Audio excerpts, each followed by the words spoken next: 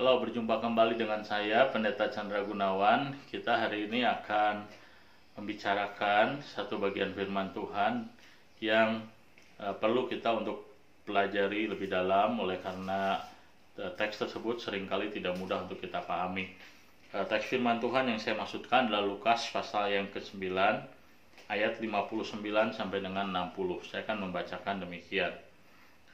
Lalu ia berkata kepada seorang lain, "Ikutlah aku." Tetapi orang itu berkata, "Izinkanlah aku pergi dahulu menguburkan bapakku." Tetapi Yesus berkata kepadanya, "Biarlah orang mati menguburkan orang mati, tetapi engkau pergilah dan beritakanlah kerajaan Allah di mana-mana." Salah satu kesulitan di dalam kita membaca teks firman Tuhan ini adalah kita seolah-olah mendapatkan sebuah kesan bahwa Tuhan Yesus mengajarkan hal yang bertentangan dengan apa yang diajarkan di dalam hukum Tuhan, khususnya di dalam 10 hukum Tuhan. Di mana salah satu daripada 10 hukum Tuhan menegaskan bahwa setiap umat Tuhan haruslah menghormati ayahnya dan ibunya. Dan ketika ada seorang yang hendak diminta untuk mengikut Tuhan, dia berkata bahwa dia hendak menguburkan ayahnya terlebih dahulu. Tuhan Yesus seolah-olah mengatakan perkataan yang membuat kita berpikir bahwa orang tersebut tidak perlu menghormati ayahnya, orang tersebut tidak perlu menguburkan ayahnya yang meninggal, dan seolah-olah mengabaikan tugas utama dia untuk berbakti kepada orang tuanya, setidaknya tugas terakhirnya menguburkan ayahnya yang meninggal.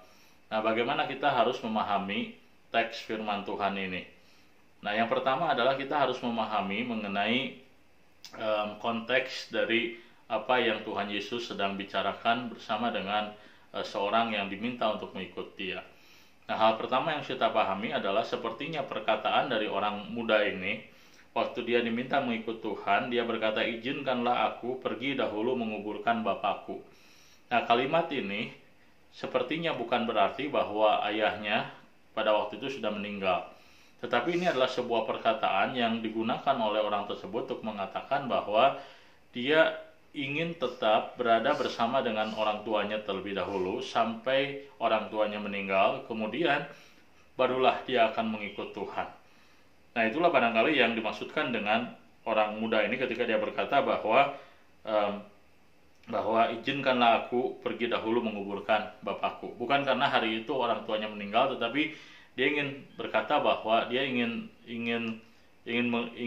tetap berada dalam keluarganya sampai setidaknya orang tuanya meninggal, baru akan mengikut Tuhan. Nah, tentu waktu Tuhan Yesus mendengar perkataan ini, Tuhan Yesus dia memberikan sebuah pengajaran atau pengertian bagaimana seharusnya kita merespon undangan Tuhan ketika kita memiliki tugas tanggung jawab dalam hal yang lain, misalnya dalam hal keluarga.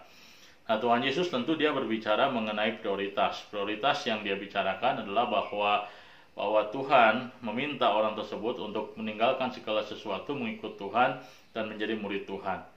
Nah, tetapi orang tersebut memiliki sesuatu yang membebani kehidupannya, membuat orang tersebut tidak memberikan hidupnya kepada Tuhan, yaitu apa? Yaitu keluarganya. Dan itulah sebabnya Tuhan Yesus berkata kepada orang ini bahwa biarlah orang mati menguburkan orang mati, tetapi engkau pergilah beritakanlah kerajaan Allah di mana-mana. Maksudnya bagaimana? Nah, maksud Tuhan Yesus dengan berkata biarlah orang mati menguburkan orang mati, Tuhan Yesus hendak mengatakan bahwa ketika Tuhan Yesus meminta orang tersebut untuk memberitakan Injil, memberitakan firman, mengikut Tuhan, menjadi murid Tuhan, Tuhan Yesus tidak berkata bahwa dia harus menyerahkan tanggung jawabnya kepada orang lain, tidak. Tetapi Tuhan Yesus mengatakan bahwa Tuhan pasti akan memeliharakan keluarga dari orang ini. Nah, itulah sebabnya waktu dikatakan bahwa orang mati menguburkan orang mati, itu bukan berarti bahwa dia mengabaikan tanggung jawabnya terhadap keluarga, tapi Tuhan Yesus mengatakan bahwa Tuhan akan memeliharakan keluarganya. Melalui apa? Nah, melalui apa yang Tuhan Yesus sebut orang mati. Nah, tentu waktu kita mendengar istilah orang mati di sini, kita tidak boleh mengartikan terminologi ini secara harafiah, seolah-olah kita berbicara mengenai orang mati adalah orang-orang orang yang sudah meninggal di sini. Tapi yang dibicarakan oleh Tuhan Yesus dengan orang mati adalah Tuhan Yesus membicarakan mengenai keluarga daripada orang-orang yang dipanggil Tuhan untuk memberitakan Injil ini. Mereka barangkali belum percaya kepada Tuhan, mereka barangkali belum di dalam Tuhan, tetapi Tuhan akan memakai mereka. Tuhan akan menggerakkan mereka untuk apa? Untuk memikul, untuk memeliharakan orang tua daripada anak ini. Nah, jadi ada kemungkinan bahwa waktu Tuhan Yesus berkata orang mati biarlah menguburkan orang mati, ada kemungkinan bahwa anak ini bukanlah anak satu-satunya di dalam keluarga tersebut. Masih ada saudara-saudaranya yang lain yang barangkali belum percaya kepada Tuhan, dan anak muda ini percaya kepada Tuhan, dan Tuhan panggil orang ini untuk menjadi murid Tuhan, dan Tuhan memberikan janji ataupun Tuhan menyatakan bahwa keluarga anak muda ini atau keluarga orang ini akan digerakkan hatinya oleh Tuhan, Tuhan akan bekerja memakai keluarga daripada orang ini untuk memeliharakan ayahnya. Dan itulah yang dimaksudkan dengan orang mati menguburkan orang mati. Nah, jadi Tuhan waktu dia berbicara kepada orang muda ini, dia menegaskan bahwa ketika seseorang menerima undangan untuk menerima panggilan Tuhan, menjadi murid Tuhan, menjadi orang yang menyerahkan hidup kepada Tuhan, percaya kepada Tuhan, nah orang tersebut tidak perlu khawatir dengan apa yang menjadi tanggung jawab dalam hidupnya, entah keluarganya, saudara-saudaranya. Kenapa demikian? Karena Tuhan akan memeliharakan keluarganya. Tuhan akan menjaga keluarganya sehingga keluarganya tetap terpelihara oleh Tuhan. Nah, itulah yang Tuhan janjikan kepada orang yang diundang Tuhan untuk menjadi murid Tuhan.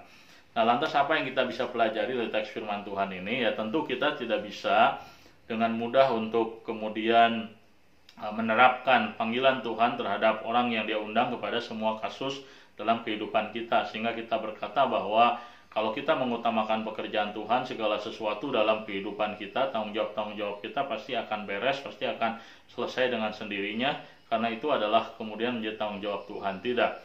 Nah, perkataan yang Tuhan Yesus sampaikan kepada orang yang diundang untuk mengikut Tuhan ini bersifat spesifik terkait dengan panggilan personal dia kepada orang tersebut. Nah, tetapi yang kita bisa pelajari adalah bahwa Tuhan di dalam berkarya, Tuhan mampu di dalam memeliharakan kehidupan kita, Tuhan mampu dalam memeliharakan apa yang menjadi pergulatan-pergulatan kita dalam mengikut Tuhan.